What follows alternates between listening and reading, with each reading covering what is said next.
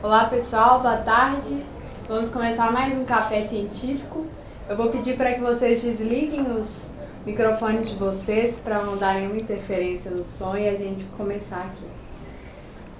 Eu sou a Alessandra, graduanda de Comunicação Social pela UFMG, e hoje no Café Científico o nosso convidado é o Wesley Matheus e ele vai falar sobre, o tema dele é Luzes Insuficientes para Parir um Dia, um questionamento da associação entre ciência e luz. O Wesley Matheus é graduado em Ciências Sociais pela Universidade Federal de Minas Gerais e mestrando em Ciência Política aqui também pela UFMG, no Departamento de Ciências Políticas. Hoje, ele tem envolvimento direto com o Centro de Referência do Interesse Público, CRIP, aqui da UFMG, e atua como colaborador dos seguintes grupos de pesquisa: Grupo de Estudos em Democracia Digital, pela UFMG também, Centro de Estudos Avançados em Democracia Digital, pela UFBA, e do Centro de Pesquisas Quantitativas em Ciências Sociais, pelo CPEX, UFMG. Suas áreas de concentração são internet política, democracia deliberativa, emoções e política, e gestão pública e planejamento urbano. Então, vou passar a palavra para o Wesley.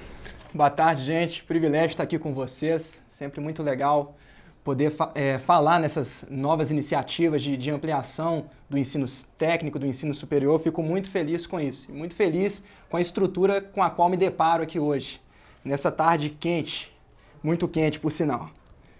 Então, quando a galera me chamou para poder falar para vocês aqui nesse café científico, que tem café, eu tenho que mostrar para vocês que tem uma garrafinha aqui que é muito legal, por sinal. Eu perguntei, poxa gente, qual que é a temática, sobre o que vocês querem que eu fale? Fiquei com essa pergunta na cabeça. O Antônio, que é o rapaz que me convidou, ele falou o seguinte: você vai ter que fazer uma fala sobre ciência e luz. Uma fala sobre ciência e luz.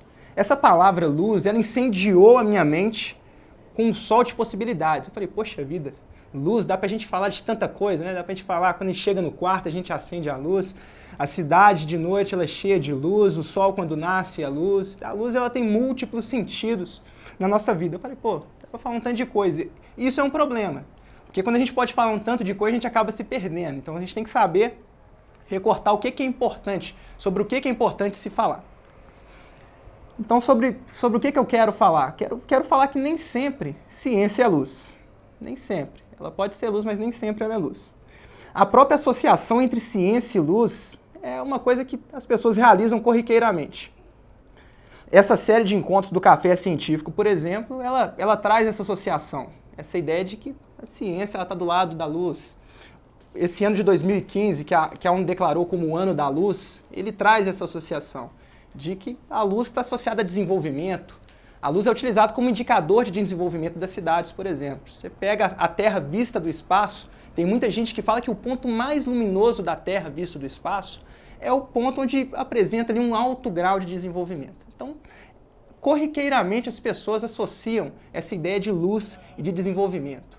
Se a gente pega, por exemplo, na Bíblia, Jesus, ele trabalha com essa metáfora para poder falar para as pessoas que elas devem ser luz no mundo. Então, isso está presente na filosofia oriental também. Então, vários pontos se trabalha a ideia de luz como uma coisa boa. Às vezes a gente pega e associa ciência à luz como a ciência sempre fosse boa. Mas seria mesmo a ciência, ou melhor dizendo, as ciências. Porque ciência, você tem a ciência biológica, você tem as ciências humanas, você tem as ciências exatas, você tem várias ciências. Seriam elas sinônimos de luz? Seriam as ciências um candeeiro, que é um sinônimo de lanterna, responsável por iluminar as penumbras, as zonas escuras do mundo? Seria a ciência uma lâmpada que sempre possibilita ver o que até então era invisível? Então essa é a pergunta que vai orientar a minha fala aqui. Eu pretendo colocar ponderações a esta afirmativa, apresentando situações em que a ciência nem sempre é luz, em que conhecimento científico nem sempre é esclarecimento. Olha que coisa. Sempre a gente aprende na escola que a ciência ela traz esclarecimento, só que às vezes não. Faço esse movimento, eu faço essa proposição aqui porque é importante a gente ter cuidado com o cientificismo absoluto da realidade. Acreditar que a ciência vai dar todas as respostas confiáveis acerca da realidade. É importante estarmos cientes que as ciências como estruturadas hoje não são o único púlpito, o único palco possível para a realização de pronunciamentos capazes de gerar esclarecimentos acerca da experiência humana na Terra. Às vezes, uma fala que sua avó diz, por exemplo, ela pode ter mais luz que a fala de um cientista. Olha que coisa engraçada. E a gente tem que ter consciência disso. A lâmpada que ilumina o mundo não está apenas nas mãos das pessoas que compõem as ciências. O conhecimento válido e confiável acerca da realidade não é um produto restrito às ciências, não. As contribuições das ciências para a ampliação da qualidade de vida das pessoas aqui na Terra são inegáveis. Eu não estou negando que as ciências elas trazem um desenvolvimento para a vida aqui na Terra. Mas é importante realizarmos movimentos que não assumam qualquer prática do campo científico como benéfica às nossas realizações enquanto seres humanos. É importante lançar luzes sobre as ciências. Então, para ilustrar essa situação toda que eu disse aqui, eu vou falar da experiência vivenciada por alguém, vou utilizar uma metáfora, a experiência vivenciada por alguém que sobe uma montanha em uma noite nublada, com muitos ventos e com auxílio de uma pequena lanterna, de uma pequena candeia. Essa pessoa, quando ela está subindo a montanha ali, ela terá um feixe de luz suficiente para guiá-la até o cume da montanha, mas incapaz de revelar o todo que a rodeia. O todo só se revelará aos seus olhos pela manhã, quando o sol irromper no horizonte, jorrando sua luz sobre cada quininha da terra, até escorrer para o lado de dentro dos olhos desta pessoa, que do alto do monte, do alto da montanha, observa o mundo ali se revelar. Então, a pessoa está ali subindo a montanha com uma lanterninha na mão e a lanterna consegue servir para ela chegar até lá no topo. Mas ela só vai conseguir enxergar o todo que está em volta dela quando o sol nascer. Então, presta atenção nessa metáfora aí.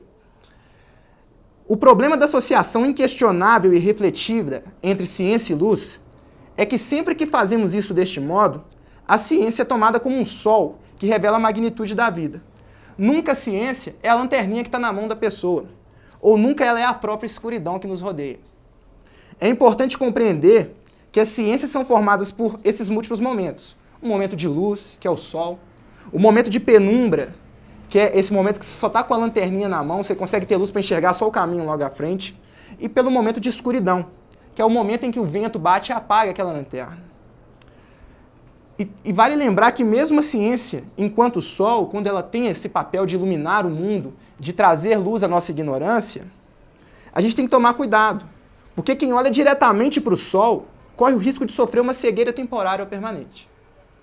Vale lembrar que essa relação que eu estou estabelecendo aqui entre luz e olhar serve para ilustrar a nossa percepção do mundo, que pode ocorrer por outros meios, como ouvir, como falar, como tatear, como cheirar, imaginar faces ocultas do mundo que não são percebidas. Então, isso é só... eu estou utilizando aqui uma redução para poder explicar essa coisa mais complexa, que é o momento de perceber o mundo. E o que eu vou utilizar para discutir com vocês essa relação entre ciência e luz, entre uma ciência que nem sempre é luz?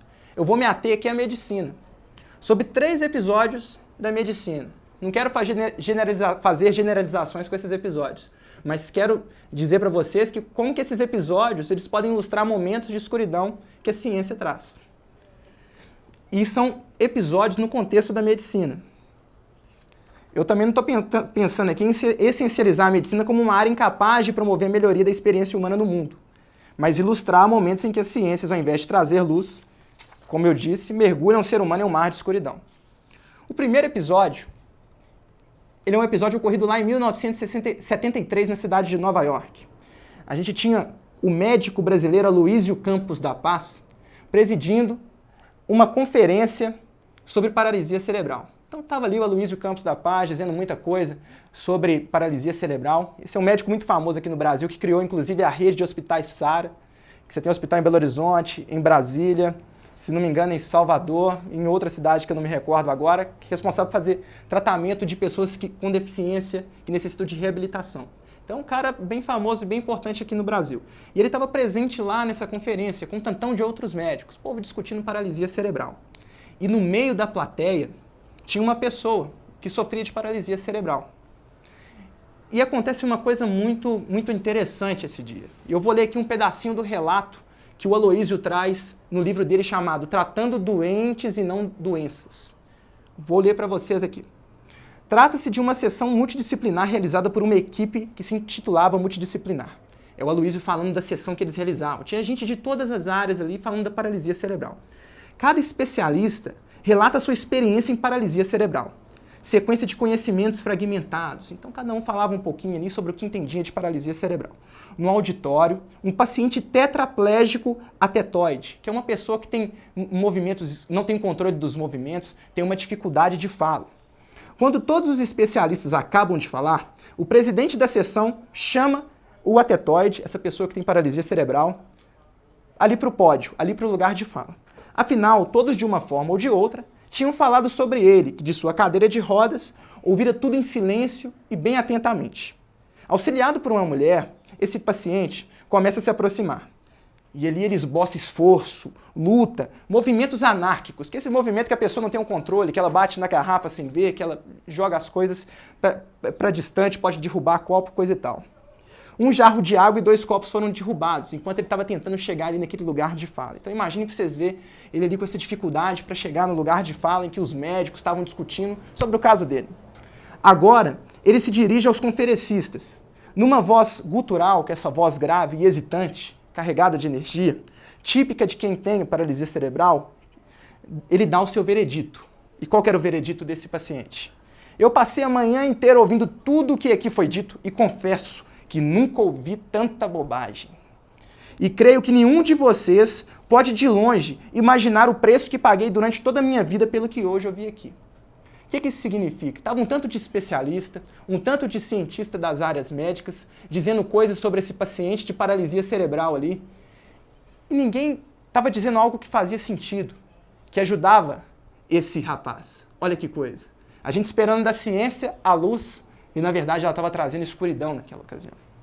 Esse é o primeiro caso que eu relato para vocês. Segundo caso, é um caso muito interessante envolvendo uma mulher que sofreu de autismo na infância dela. Vocês sabem o que é autismo? Autismo é uma que as pessoas chamam de doença, é um quadro situacional da pessoa no mundo em que ela tem dificuldade de concentrar-se, em que ela tem dificuldade de entrar em contato com esse mundo exterior. Ela cria um mundo próprio, na palavra de alguns especialistas.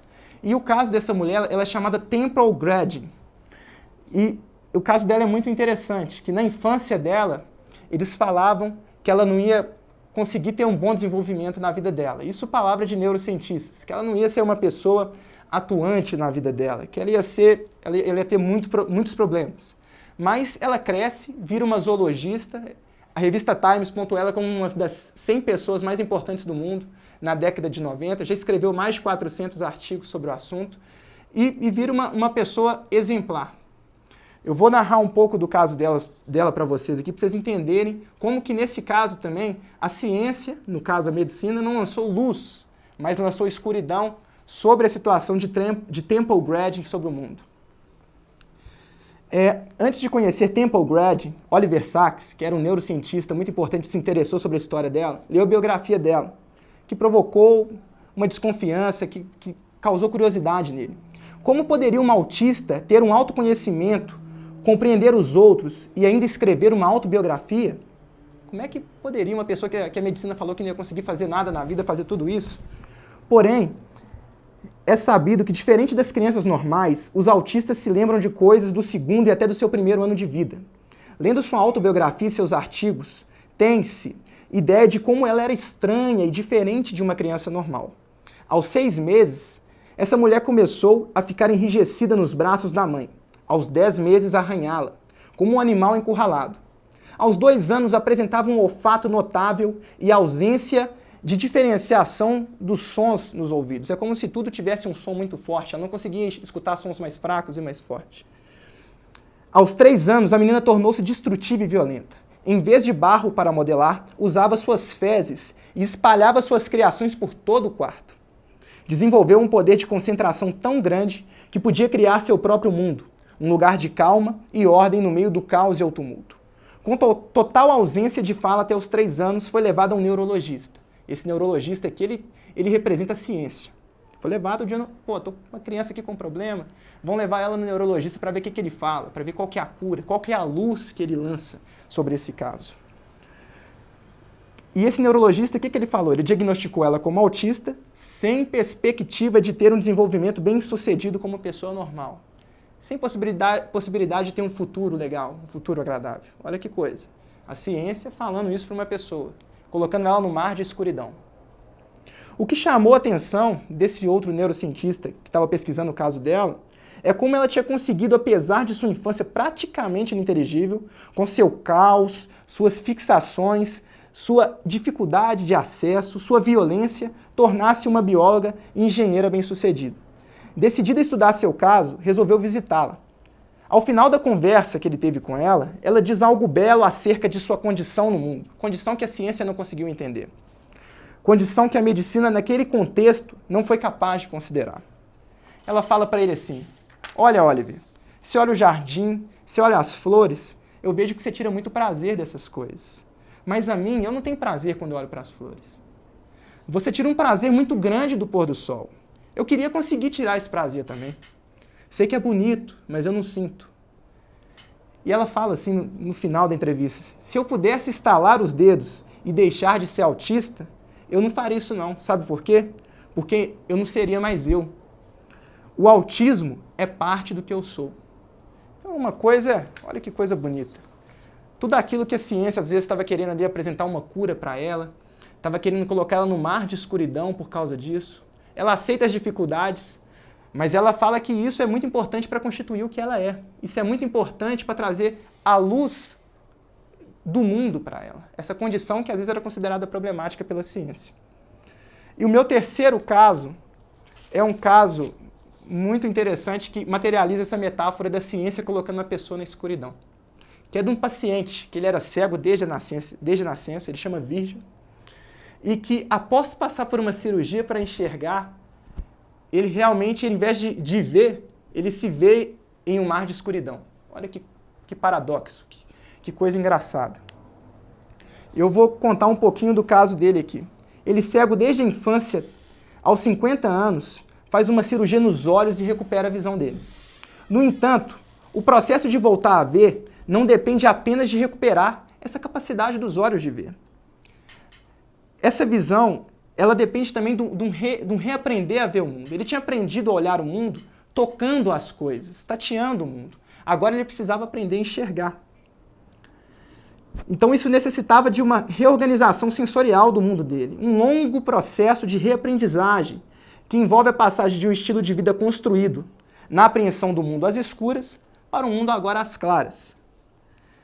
Esse processo ele é muito intenso, que nas palavras do neurocientista Oliver Sacks, para acontecer isso é preciso morrer como um cego para renascer como uma pessoa que vê.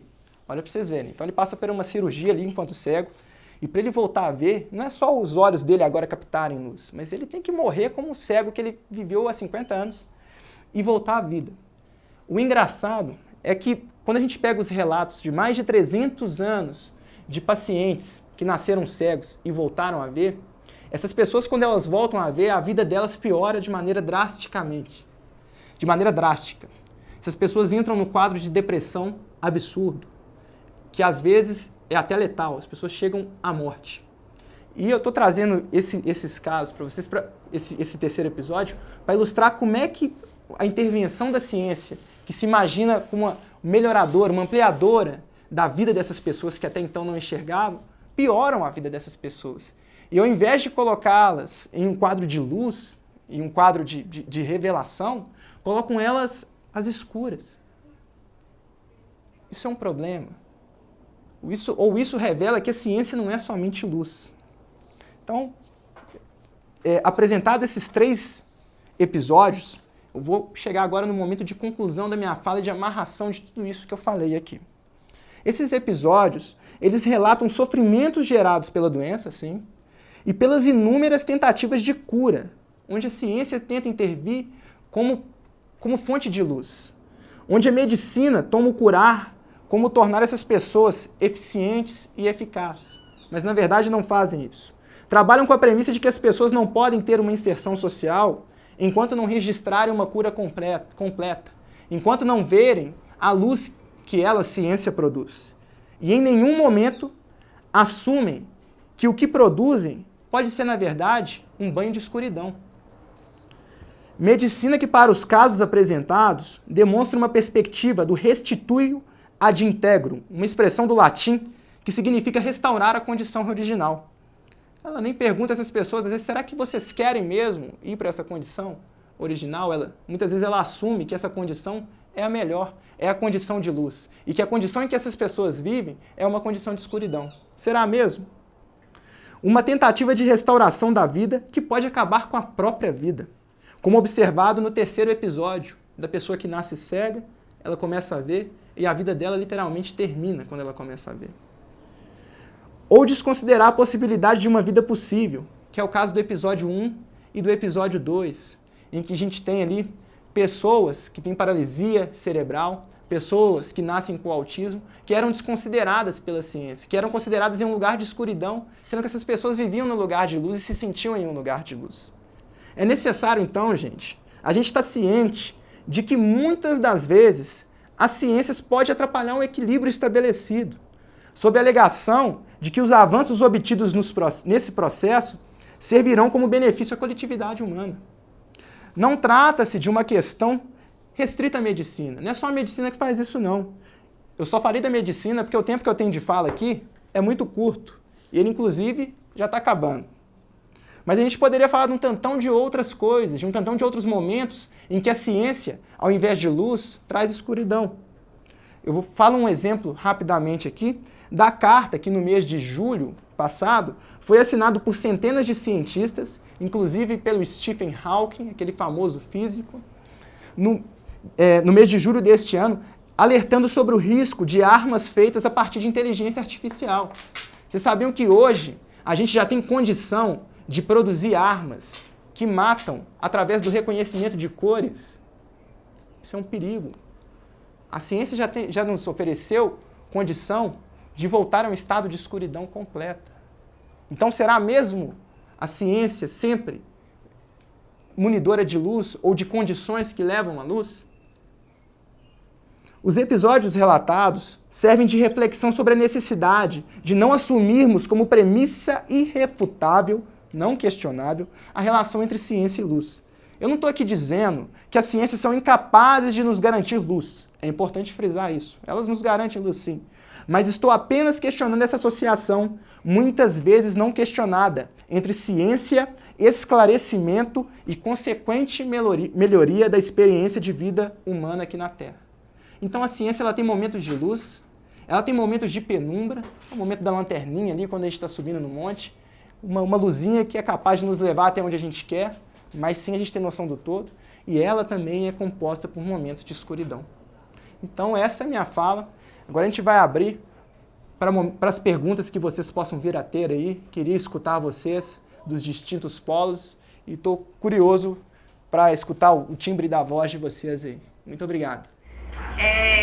Eu gostaria de agradecer em nome da turma aqui da Escola Estadual Nélia Amaral de Patrocínio, essa turma do 2º ano do ensino médio. Eu sou professora de Sociologia, então gostei muito da fala do apresentador, porque a gente também está tratando um pouco dessa ideia de ciência relacionada com progresso e até que ponto a gente deve... Tá me ouvindo? A gente deve atribuir sempre, né, que a ciência tem essa perspectiva que sempre traga bem a todos. Então, assim, olhar com uma perspectiva mais crítica. E os alunos estão agradecendo pela fala e muito boas palavras. E aí eles querem bater palma para vocês também. Obrigada.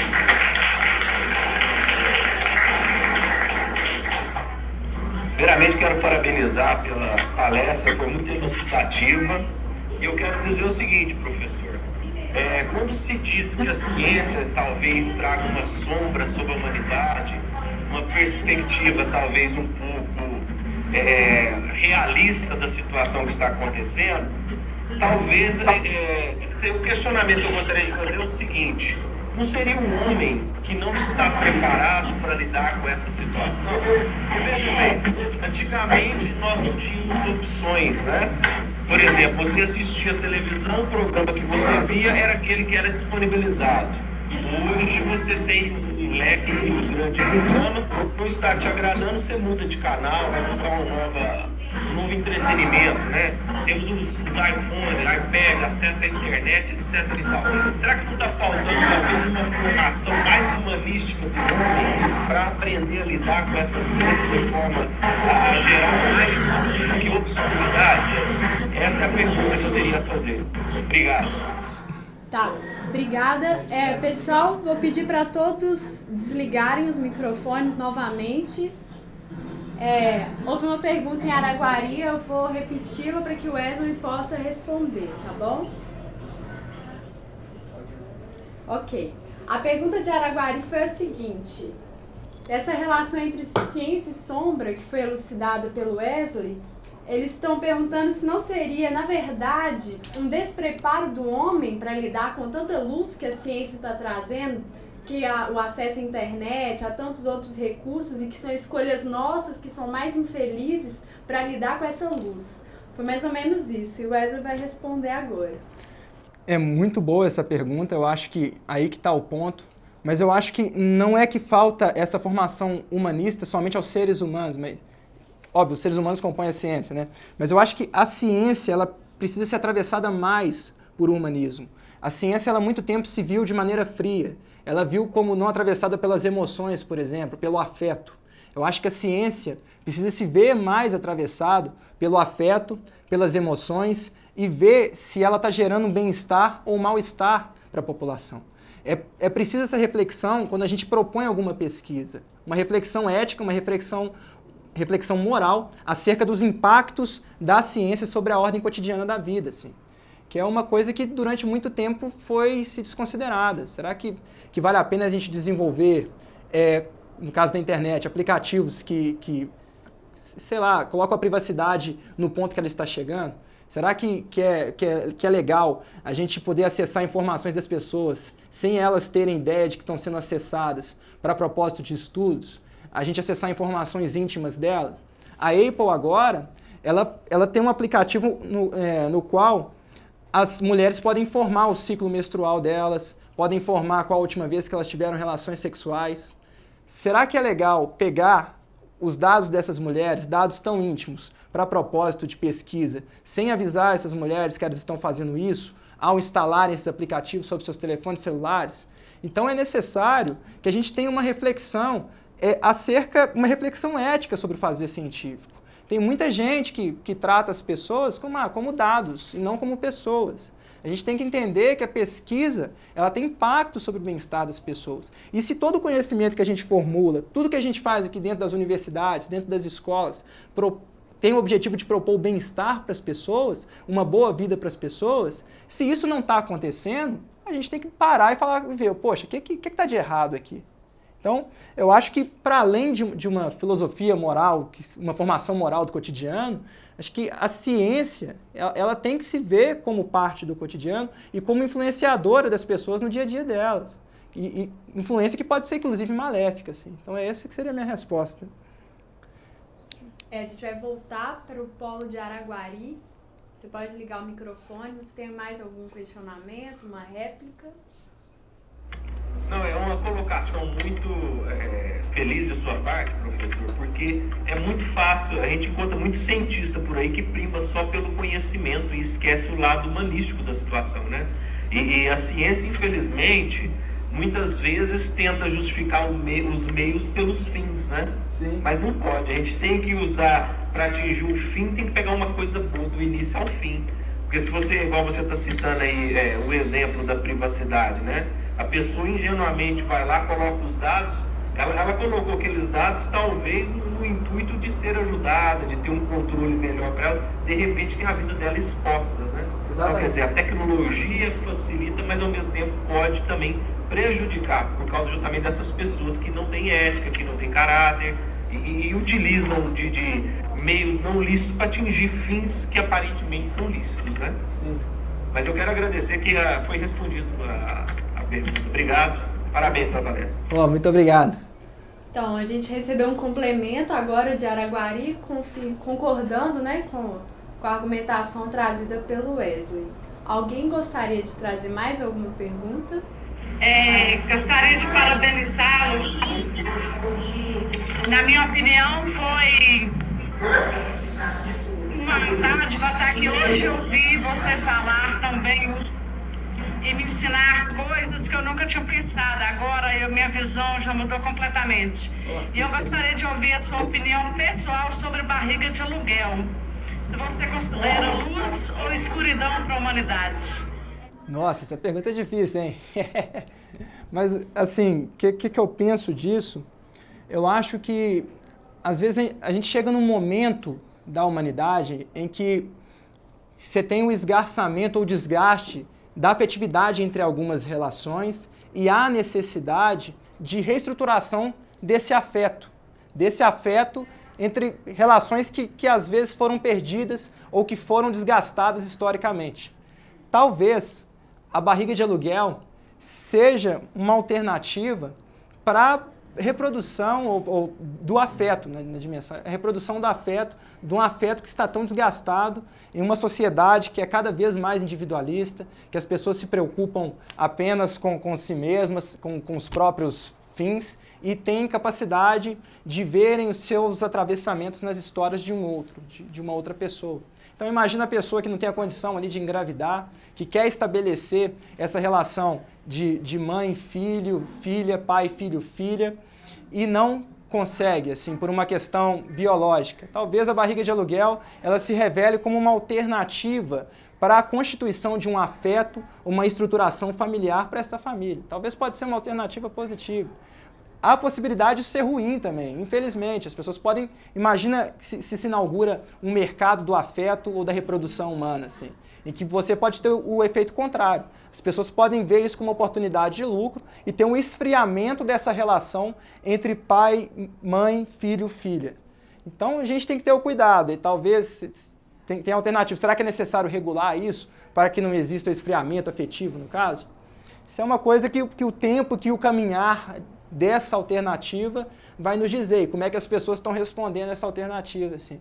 Seria uma resposta que eu, sim, de bate-pronto que eu daria, porque é uma questão que eu parei para refletir pouco. Mas me preocupa na humanidade hoje a institucionalização do cuidado. Cada vez mais os filhos e filhas vão para as creches, por exemplo. Então esse cuidado a família não tem mais com os filhos e filhas. Idosos e idosas, eles vão para asilos. A dimensão do cuidado, ela vai sendo institucionalizada e as pessoas não se veem mais como responsáveis por cuidar de um outro. Então a gente tem que ter cuidado aí nesse lance da barriga de aluguel, para que não seja mais uma institucionalização, esfriamento do afeto, do cuidado. Sim. De um esvaziamento desse papel dos cuidadores mesmo, assim, espontâneos, cuidadores não pagos, né, mas espontâneos, pessoas que amam de maneira espontânea. A gente não pode associar o amor a uma dimensão mercadológica, ao dinheiro. Então, esses são os riscos, os prós e os contras que eu consigo ver em uma primeira olhada, uma primeira observação desse tema de barriga de aluguel. Então, boa tarde para todo mundo, aqui de Paracatu, Minas Gerais. Meu nome é Nayara e eu gostei muito da fala de você quanto à ciência, né? Colocando essa dupla face, que é da evolução da ciência e da destruição que ela pode levar, né? Que é dos laços afetivos, do procedimento, dos processos mais humanos, né? Que se leva a tecnologia avançada em que leva a monogamia, não sei se é a palavra certa, ao semelhante, a monogamia e a exclusão de procedimentos que seriam manuais, né? E quanto à barriga de aluguel, eu gostei da questão que, para algumas pessoas, é luz, que é a solução, né, para a grande maioria, para uma grande parte das mulheres que já nascem inférteis, né, ter uma solução, ou mesmo para casais gays que não tem essa possibilidade.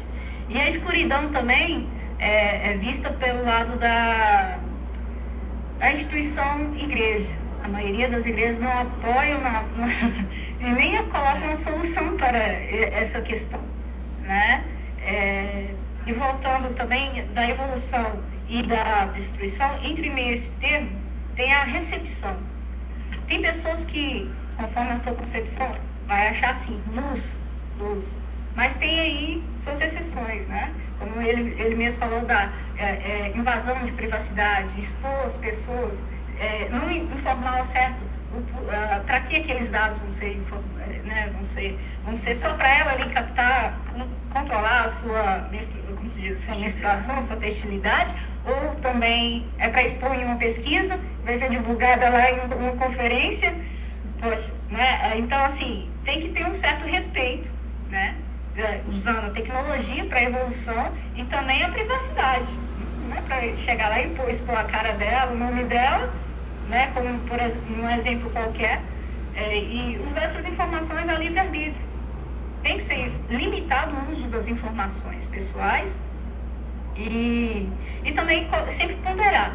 Vai evoluir? Vamos fazer uma pesquisa? Para solucionar tal problema? Ótimo.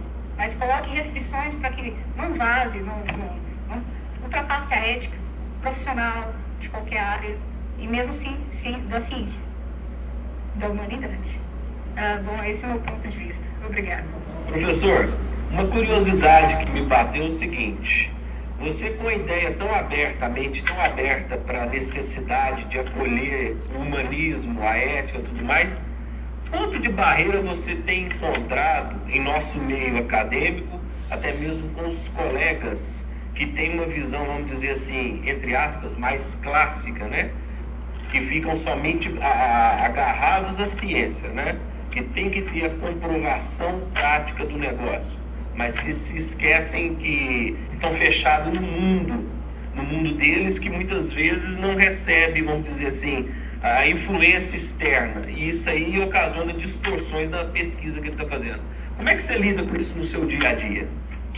Eu diria que as principais dificuldades, primeiro, ela está assentada sobre as pessoas acreditarem que é o lugar de fala, de onde que a pessoa fala, que vai fundamentar o que ela está dizendo.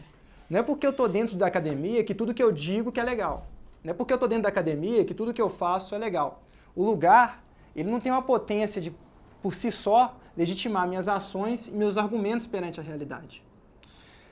O outro ponto é que as pessoas às vezes acreditam que existe um único caminho para se acessar, para se construir o conhecimento válido e confiável acerca da realidade. E esse caminho, às vezes, é a perspectiva de ciência fria, objetiva, desprovida de valores, entre aspas, que eu não sei se isso é possível, que essa pessoa defende. Então, na verdade, é um fechar os olhos para o atravessamento emotivo de valor que existe, né, dentro da ciência. Às vezes as pessoas querem fechar os olhos para isso. E com relação a isso das emoções e tudo mais, a minha dissertação e minha tese de doutorado, elas caminham na direção de mostrar a importância das emoções para a democracia, por exemplo.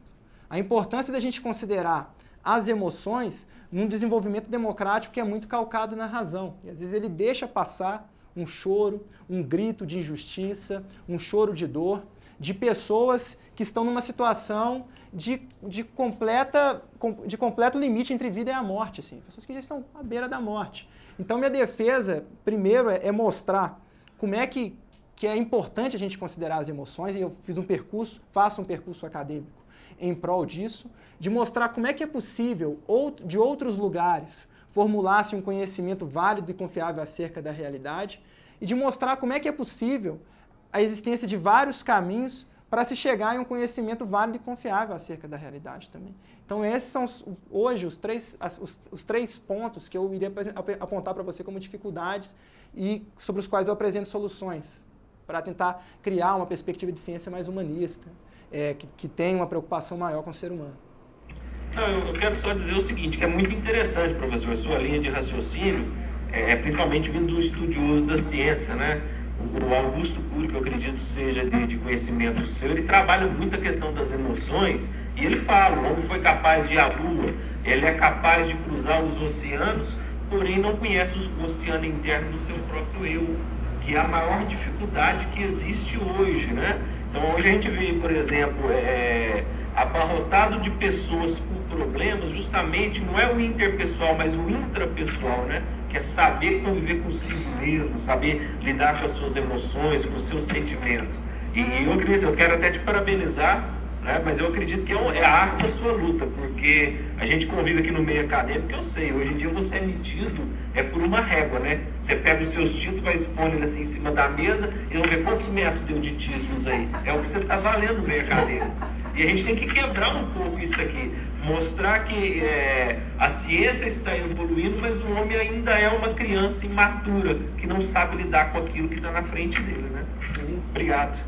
Obrigada. Agora, para encerrar, a última questão que foi trazida daqui mesmo, que eu vou ler para vocês. Uma possível solução para a dualidade de efeitos luz-sombra provocados pela ciência seria a reflexão do seu papel não pelo desenvolvimento humano, mas sim pelo seu bem-estar individual e único? É uma pergunta. Uma possível humanização da ciência?